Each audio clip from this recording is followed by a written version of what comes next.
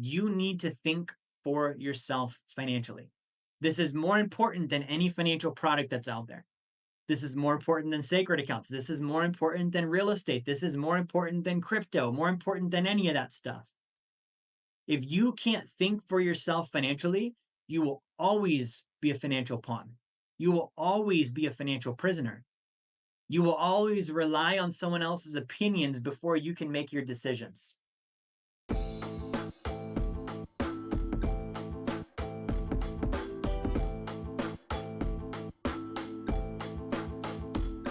All right, welcome to another Finance Friday. I'm Jerry Fetta, the CEO and founder of Wealth Dynamics. Hope you're having a great Friday. We've been doing these Finance Fridays for a while now. And in the last week, what I started doing is I started diving into a special series on the blueprint to financial freedom. Okay. Now, for those of you that don't know what that is or who I am, I want to give a quick intro. So, the Blueprint to Financial Freedom, that is a book that I wrote several years back, right? And this is based on over 10 years of researching and studying the top 1% of wealth. I'm looking at what did they actually do, right? Not what does Wall Street tell us to do, the banks tell us to do. What do the 1% actually do in history, right? And so I started as a traditional financial advisor in the realm of, the stocks and the bonds and the mutual funds and the 401k plans and all of this stuff that we're taught to do. And I watched that very system unravel and not work with my own mother, right? And so that was a wake up call for me as a financial professional. And I looked at this and I was like, wow, the entire thing we've been taught, right? Go to school and get good grades so you can get a job, so you can get a career, you can go to college and then get the income and put the money in the retirement account and build up the nest egg so that when you're 60, 65 years old, you can finally enjoy it all, right? And my mom was diagnosed with stage 4 colon cancer at the age of 60. And within 6 months, she had passed away. And she did all of the right things and she didn't get to enjoy it all. And I started to realize that there were some holes in the system, right? And the other thing I noticed was when I would speak to actual wealthy people, those who really had financial freedom, they weren't interested in the stocks and bonds. They weren't interested in the mutual funds. They weren't interested in the 401k plans and the retirement accounts. Right. And so I went through, when you become a financial advisor, you go through a lot of study, right? A lot of study. I don't know if you've ever experienced this, but when you study for something that's like, a really big buildup, you begin to grasp onto the information as more and more true as a way to justify how much it is you're studying, right? You can show me, a like or a comment if you've experienced that, where it's like, because of the amount of work you put into the study, it has to be true. Like imagine going to like medical school and spending, a bunch of time studying and then finding out none of it was true. You would have a hard time believing that, right? The fact that you did such a volume of study, you believe it's true. You're like, it has to be, otherwise I wasted my time, right? But I've started to see that the wealthy, they're not actually using the things that we're taught to use by Wall Street and the banking system, right? The other thing I noticed that the average American is not doing so hot. When we look at their actual retirement stats, we look at the actual financial stats, people aren't winning. The Social Security Administration themselves says that the average American, only 5% of them are going to be financially secure by age 65. Right. So when you start to add all of this up, one of the problems you run into is it's like we get marketed to with financial products and services because we don't have real education. Right. And a lot of what happens in the financial world is a very simple concept. The concept of economics has been taken and it's been made to be very complicated. Right. Because there's large groups that want it to be complicated because it makes them necessary. If we don't understand it, we've got to hire them. They can make their fees and all this stuff on us. Right. And so the goal here would be if you're trying to build financial freedom, it would be that you actually start to learn to think for yourself financially. Okay. And I talked a little bit about this last week. I'm going to sketch this out really quick. All right. So I want you to think about how much information is there out there on the topic of finances that you have encountered, right? If we look at each one of these dots as information about finances, right? Pieces of data, pieces of information, knowledge, little tidbits, right? We have all this stuff about money that's out there, right? And it's true. There's not even just getting into like, just stocks and bonds. How much information is that? I told you the tests I had to study, right? There's all this information. It's very hard for the average everyday person to learn all of this, right? Most financial professionals don't ultimately learn all of this. Now, what I want you to think about is I want you to think about a triangle, The bottom of the triangle are all of the financial conclusions that we can come to. Okay, a financial conclusion means, okay, this is a viable idea, right? Or this is a strategy, or this is a good thing, or this is a bad thing, or here's a financial tool. You're just randomly out there, right? All of these are conclusions and data. Okay, so at the bottom we have conclusions. But what if at the top we had laws? Next, I don't want to interrupt you too long. I just want to give you a free offer for my book, The Blueprint to Financial Freedom. If you go to jerryfetta.com/B2F promo, you can get the book now. I'm going to let you get back to the video. And I used the example last week of gravity, right? So we have the law of gravity. There are tons of conclusions you can come to based on the fact that you know gravity works, isn't there? Right? So you're like, if I jump off of a house, I'm probably going to get hurt, right? If I drop this cup, it's probably going to break, right? If I, throw this ball, it's probably going to hit the ground. Why can you conclude to that? Because you can think with the law of gravity. You understand gravity is there. Now, if you didn't know gravity was a thing, it wasn't established, you would have a lot of wondering, wouldn't you? Oh, I wonder what happens if I drop this cup. I wonder what happens if I jump off that roof. I wonder what happens if I throw that ball. If it hadn't been established that gravity is going to handle all of those scenarios under one law, you would have to actually go and experiment with all of them, wouldn't you? Right? And you would have no common thread of gravity. So it would be like each one is its own separate individual study. And here's the problem. This is how money is for most people. They don't know the common laws, right? They don't know the common laws. And so if you don't know the common laws of money, you end up having to study each individual tidbit as its own case study, not knowing that they're grouped at the top by laws. And there's a handful of economic laws, and they're very simple, right? So I started working on something called the laws of wealth, right? The laws of wealth. And this is, again, stuff that I have learned and observed that I'm sharing with you guys. And I want to cover those because part of this goes into the blueprint to financial freedom, right? So we talked a little bit about this last week, really, on where this starts. Where does the blueprint start? And the blueprint to financial freedom really starts with education, right? And we went over several different books and people I've studied that we've got here, but we get into this thing called the laws of wealth, right? And these laws of wealth are extremely important. I'm going to share a few of them with you, right?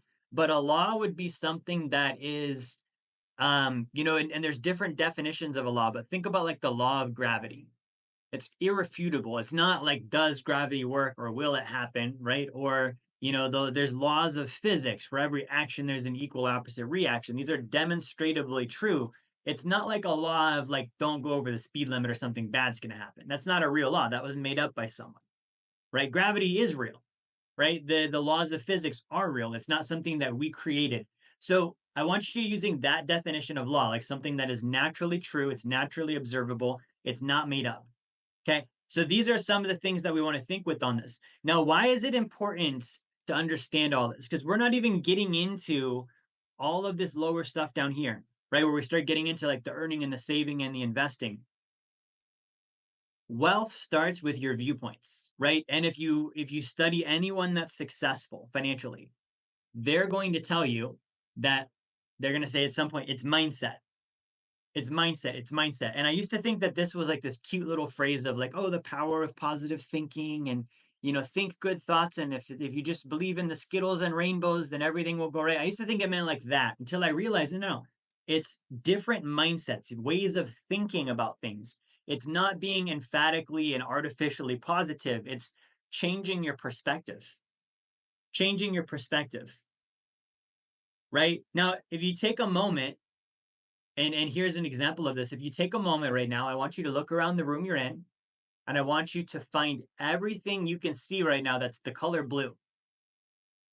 Okay, go ahead and take a moment, look around, and find everything that's blue. Right? Good. Now, without looking again, I want you to tell me how many green items did you see? You see what I did there? You guys weren't looking for the green because you weren't thinking with it. Your mindset wasn't, I need to go find green items. So when you're thinking with one thing and you're looking around trying to identify that thing and you're missing that there's another thing you could be looking at, when it comes time to produce the results of that other thing, you're not going to have them. Right? So check this out. If you're taught money is complicated, it's scarce, right? It's the root of all evil. It can make you change, it can make you greedy, it can make you this, it can make you that. It's something you should pass off to Wall Street. You should only know about the stocks and the bonds and put all your money there, right? And then it's like, good, now go build financial freedom. And none of that stuff has anything to do with financial freedom. That's like telling you go look for the things that are the color blue, and you do that. We're good little people, and I need to know about the mortgages and I need to know about the 401ks. Do you realize we're just being educated on financial products? Somebody made the mortgage up. Somebody made the 401k up. It's not a natural law of wealth. It's literally a financial product someone made up. It's like me creating a thing and then teaching you that you're smart if you study my product. Okay, how good is the marketing there? Because nobody questions if you should do the 401k, do they? It's just assumed, and you're almost like the idiot if you don't do it. Why? Because the marketing is so good that they're not telling you just buy the 401k. They're telling you when you study our product, you're more intelligent than the other people on this planet. You're truly financially literate. It's the equivalent of saying to like McDonald's with people at McDonald's, we're like, hey, if you study our menu, not just buy the products, but you study our menu, you will be a nutritionist, right? And people freaking believe it. We buy into this. We're like, now I know how money works. No, you don't. You know how a product works. A mortgage is not financial education. I'm sorry to tell you, a credit score is not financial education. All of these things are made up. Okay. Did you know the credit score, by the way, the credit bureaus, those are private industries. Those are private industries. They service the banks. They work with the banks and for the banks on the bank's behalf, not your behalf. And so when you look at this and it's like, okay, they're creating, like you got to be this tall to get in the ride, except this tall is your credit score. And you got to have a score this high so that you have the privilege of financially enslaving yourself with our friends, the banks. Rather than becoming your own bank, you're going to literally compete and prove yourself that you're able to spend your money with us. It's like colleges, right? Like you have to like go through this entire application process and they're like, congratulations, you, you lucky person, you have qualified to give us $100,000 you don't have. To get a piece of paper that's only got a 50% chance of getting you the job you want in the career field that you studied for. It's marketing, it's propaganda, it's not financial education. Okay, so I'm going to share a couple of the laws of wealth with you tonight. Okay, a couple of these, and it's going to be a many different parts in this series. We're going to go through. There's going to be several weeks of this, right? But one of the first laws of wealth that I want to share with you is the original definition of money, right? And we're going to cover just a few of these. Okay, so this is a law of wealth. This is the original definition of money. Wealth used to mean happiness, right? So the word happiness, wealth used to mean happiness. What have we all been taught? Money can't buy happiness. And then you look at it and it's literally the original flipping definition is happiness, right? Wealth used to mean happiness. So when you look at the origin of this word wealth, I've talked about this before. It originates from the word well or health, right? And so if you think about this, here's why this would be a law of wealth. I'm going to put this on the whiteboard.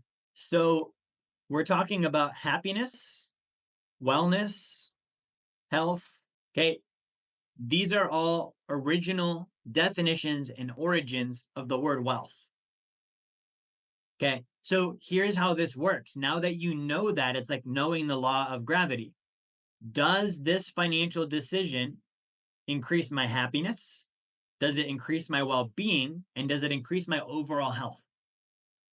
Right? And we're not talking about just like physical health. Obviously, that's an aspect of it, but does it increase the health of my life, my family dynamics, my community? Like we're talking impact here. Okay. Do you want to know what doesn't increase your happiness? Putting money in your retirement account, for example. Who here got happier when they were like, now that I can't use that money, I'm extremely happy, right? No, it makes you actually kind of stressed out and nervous, doesn't it? It's yo-yoing up and down, right? Who here became more happy the day you had a mortgage payment? Who here became more happy when you got student loan debt? You see what I mean? So you can start to think, will this increase my happiness? If the answer is no, it's probably not a good idea, financially speaking, right? Now let's talk about things that would. Passive income. Would you having passive income make you happier? Right now, in order for you to admit this, you would have to get rid of the false information that money can't buy happiness. That's some BS. You've got to get rid of that so you can accept the fact that actually it can. Most of the happy experiences that you have had in life involved money. The birthday party you remember as a kid, how did they buy the cake? Where did the presents come from? Right? How is there a roof over your head so all your friends could come over? Money. Money was involved in all of that. We need to get over this idea that money is this taboo, can't have it, shouldn't talk about it subject, and realize that it is something that largely does contribute to our happiness. Okay. Next thing, wellness, right? What is wellness? It's like an overall sense of well-being and like you're doing well. It's pro survival, right? So does this help me survive better? Does a mortgage help you survive better? Does a car payment help you survive better? Does a credit card balance help you survive better? Does not being able to touch your money till you're 59 and a half help you survive better? I would say they don't. I would say they don't. Now, here's the other aspect of this. Okay, when you trace this back even further, the word wealth has the origin in the word to wish. To wish. So all of this traces back to wish. Right? How many of us were taught to give up on our wishes? Like, oh, you need to keep your feet on the ground and go get a job, don't do anything crazy, get the college degree. Like we're literally like that's what we're being taught in school. Settle, give up on your wishes, give up on your dreams, and just be normal. Right? Well, the problem with that is that this should be a wish. Right? So what are you doing financially? And is it fueling your wishes? Is it fueling your dreams? Right? What's even cooler is this goes even back further and it traces to the phrase willing. Okay, I want you to think about a time where you either were someone or you met someone that was unwilling. They were unwilling, whether that's an employee, whether that's a partner in your relationship, right? They were unwilling. There was like this, like, I'm not going to. They were not interested in contributing or whatever it was. It was like they were resisting. Okay. So you have to be willing to build wealth. So many people are not willing to build wealth. They're not willing to go learn. They're not willing to invest the time. They're not willing to invest the money. But they are willing to get in debt. They're willing to give all their money to Wall Street. They're willing to spend 30-40% of their income on a mortgage payment. They're willing to drive around with a car payment financing someone else's bank instead of making money with their own bank. They're willing to do all of those things because they have the wrong definition of wealth. You're making someone else wealthy. Like, what if you changed this and you made yourself wealthy instead?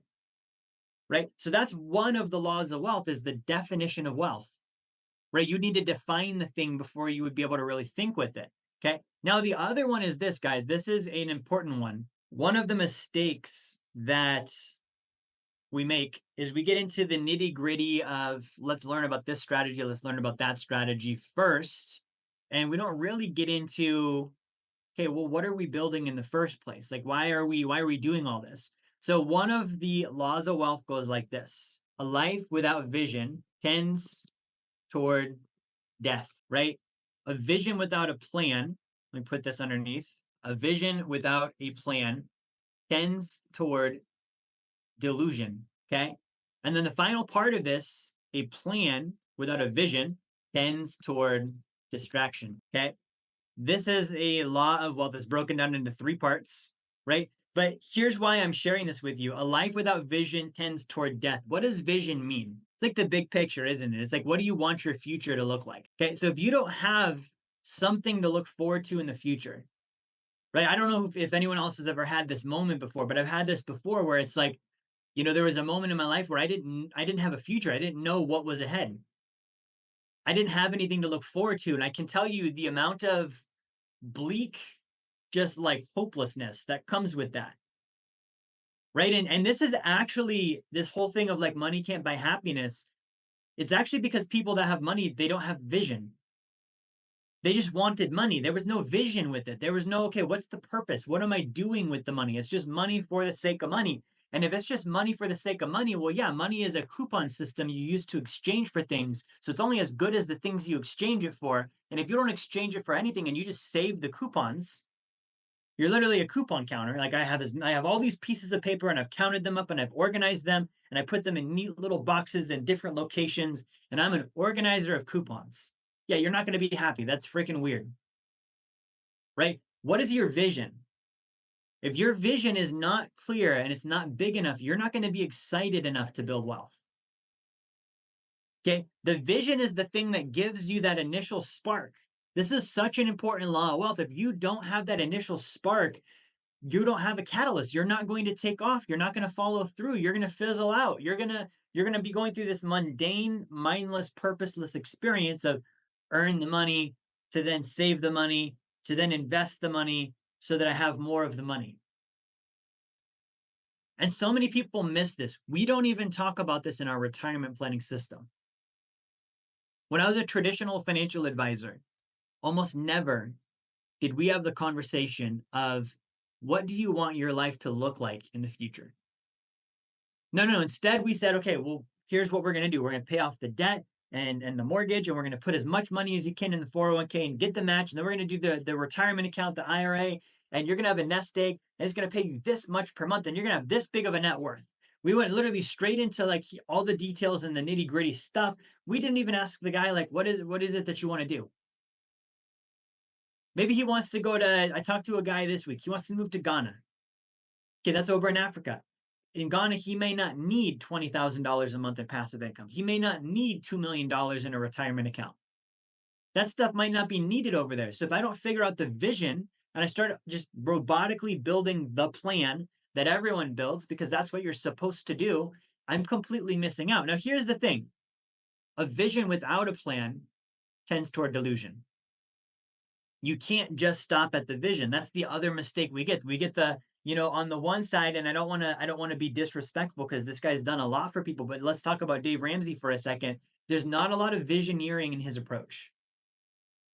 Right? It's a lot of just the nitty gritty. I call it, grinding in the salt mines, like pay off the debt and budget really hard and this and that. And there's no like, okay, let's take a moment first and let's look at the future. What is the better future that we're working towards?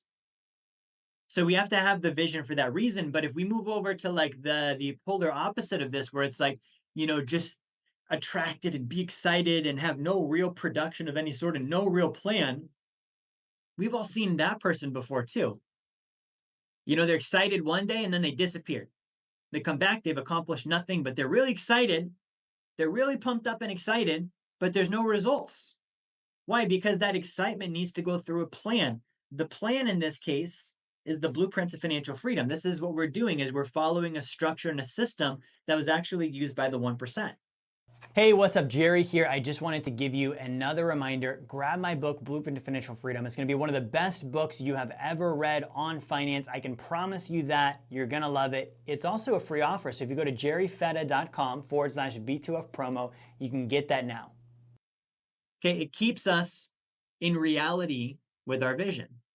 That's great that you want $30,000 a month in passive income. Right now you got 50 grand in credit cards.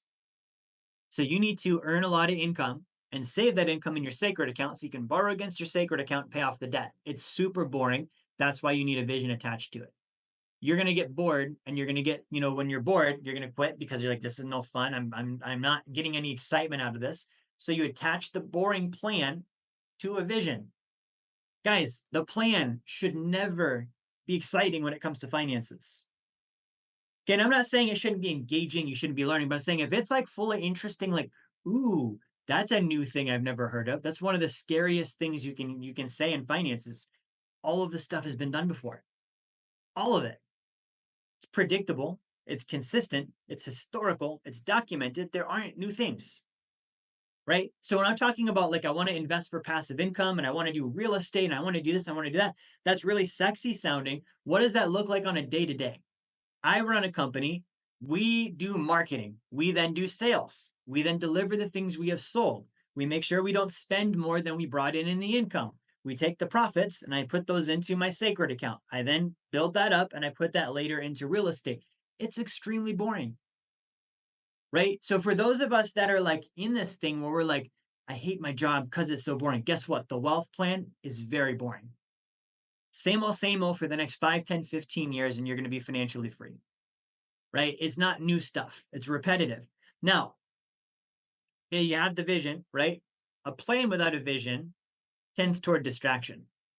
That's the other thing, right? So if you have a plan and you don't have a vision, not only could you get bored, not only do you tend towards death if you don't have a vision, but the person who says yes to everything doesn't have a North Star, a vision that they're focused on, right? Those that have a vision, they're very good at saying no.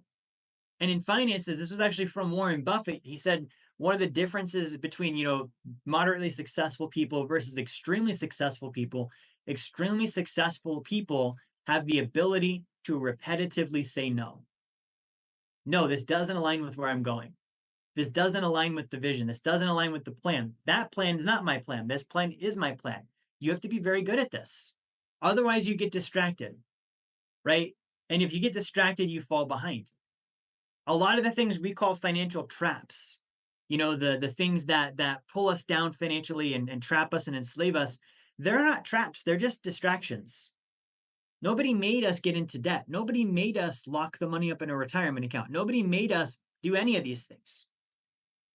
We didn't have a vision. We didn't have a plan. We got distracted. Okay. Now, let's talk about these as laws now, because I said these would be laws of wealth, right? So if you think about this, if you know that this is true, right? You know that this is a thing, you can start to think with it, can't you? Okay, so wealth should make me happier. The decisions I make with my finances should make me happier. They should enrich my life today. They should make me more well. They should make me overall healthier, right? And I should wish. They should be attached to my wishes, which translates into the vision thing. I should have a vision for my finances. Do I have one? No. Okay, so if I don't have one, what's going to happen? I'm going to get distracted and I'm going to be unmotivated and my life is going to dwindle down into death. And I'm just going to be another one of these old people in the United States that dies in retirement without much money, without much of an impact, without really living life. Okay, so I should look at the definition of wealth, shouldn't I? What would make me happy in the future? That's my vision. You see how I can think with this? It's not like I need to now study about visioneering and I need to study this thing and I need to understand that. I need to get a doctorate, a PhD in finances to figure this out. No, no, no. You can literally just think through these laws now. What would make me happy in the future? What does a completely abundant life look like in the future for me? Good. I'm going to define that. I'm using that law now. Good. I've got the vision. I know if I don't have so I'm not going to do the death thing, but I know if I don't have a plan, my vision is just delusion, right? Vision without a plan tends towards delusion. So I don't want delusion. So what's my plan going to be? Okay. So I need to start thinking about how am I going to get these things done? Well, what's the immediate thing in front of me that I need to work on next? This is not hard, guys. This is very simple. It allows you to think for yourself financially. Finally, right? I've got to keep the plan attached to the vision. Everything that comes up that's presented to me financially, I think of the law of wealth. Okay. A plan without a vision also tends towards distraction. If I don't want to get distracted, what do I need to do? I need to look at every potential plan, every potential component of my plan and ask myself, does this get me closer to my vision? If it does, it can be part of the plan. If it does not, I need to say no. Okay, now I'm going to share with you guys, and this is my plan, right? This is my plan for what I want to do. Doesn't mean it's yours. Okay. Most of my plan involves putting lots of money in my sacred account, borrowing against that, and investing in real estate that produces passive income. There are very little things I do in addition to that. Why? Because that gives me the passive income. The passive income buys my financial freedom. Right now, and I need at least for real estate, I need at least $50,000 to do that. Ideally, I'd like 150. If I could start with 3 properties, that's better than 1, right? But if I'm starting with 1, it's at least $50,000. So how do I get $50,000 in my sacred account? Well, I would need to have 1 or more of them set up where I can put money into it. Okay. And I would need to be increasing my income my active income at a rate that allows me to do this. You see how I'm thinking through all of these conclusions now based on the 3 or 4 things we covered right now that are laws of wealth. It allows me to think for myself financially. Because here's what happens when we don't think for ourselves financially. We have to rely on other people's thoughts, other people's conclusions, other people's opinions. And here's the other thing with other people's opinions and conclusions, you don't know where you got them from. You don't know where that person got them from. When I was a financial advisor, I studied material that was written by the Securities Exchange Commission and FINRA and the insurance licensing people. Those guys aren't wealthy. Those guys are not wealthy. They are not like learning from Andrew Carnegie.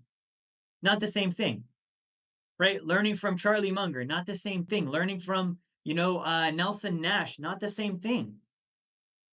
When I study from someone who actually has true workable laws of wealth, not made up laws and regulations, and I'm not telling you that those aren't important, right? There are laws and regulations. Yes, we need to follow those, but those aren't laws of wealth. Those are just things you do to be compliant in the industry you're in, or be, a legal form of investing or a legal form of insurance or whatever it might be.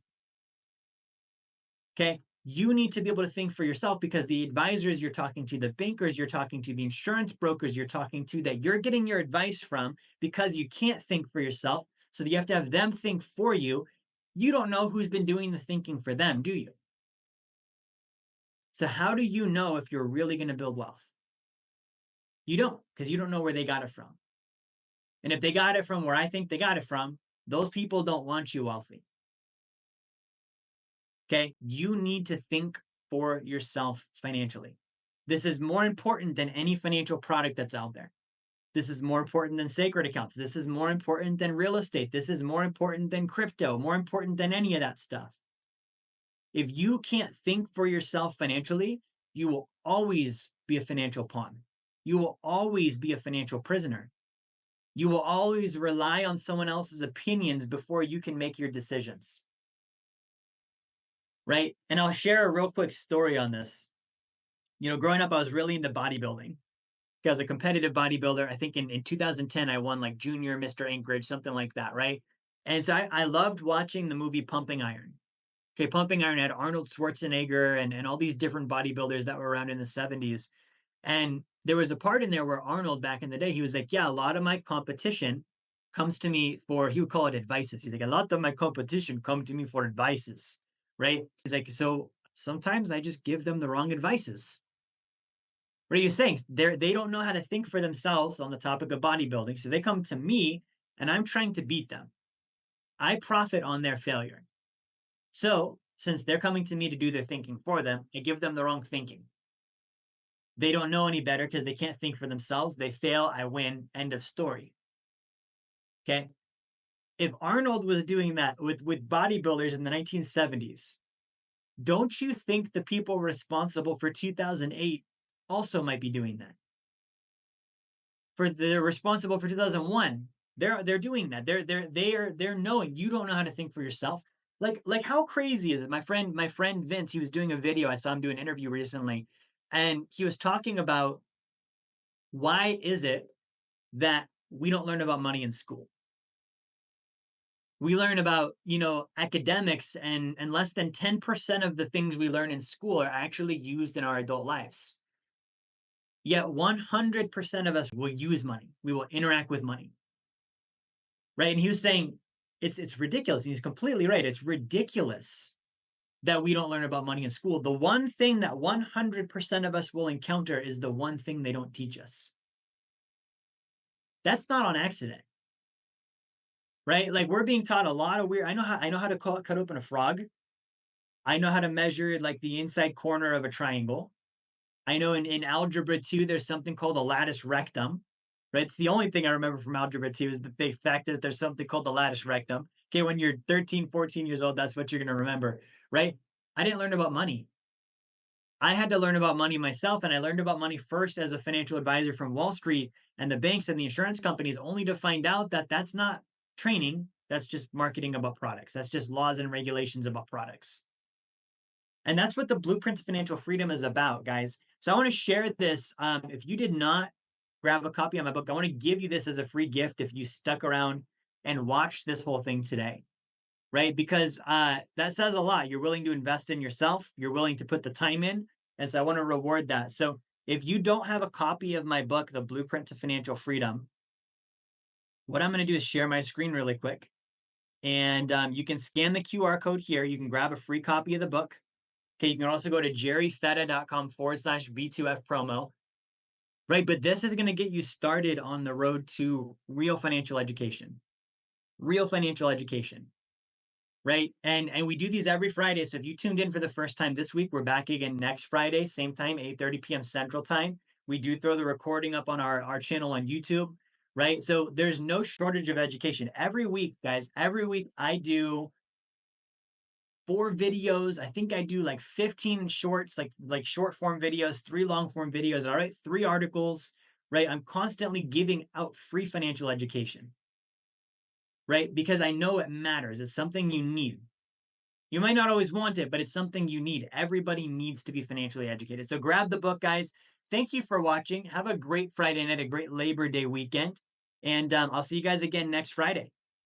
All right, bye, everyone. Hey, this is Jerry Fetta here. I want to thank you for watching my video, watching my content. I hope you enjoyed it. If you would like to learn more about the Blueprint to Financial Freedom and how you can achieve passive income that exceeds your savings, your expenses, your taxes, your generosity, and build wealth like the top 1%, I want to encourage you, grab a copy of my book, The Blueprint to Financial Freedom. You can go to jerryfetta.com/B2F promo, or you can click the link in the description of the video here. The copy is free. You cover your shipping. We'll send the book out to you, and we'll send you an email with a bunch of great bonus material also for free. Get the book, subscribe to the channel. I'll see you on my next content.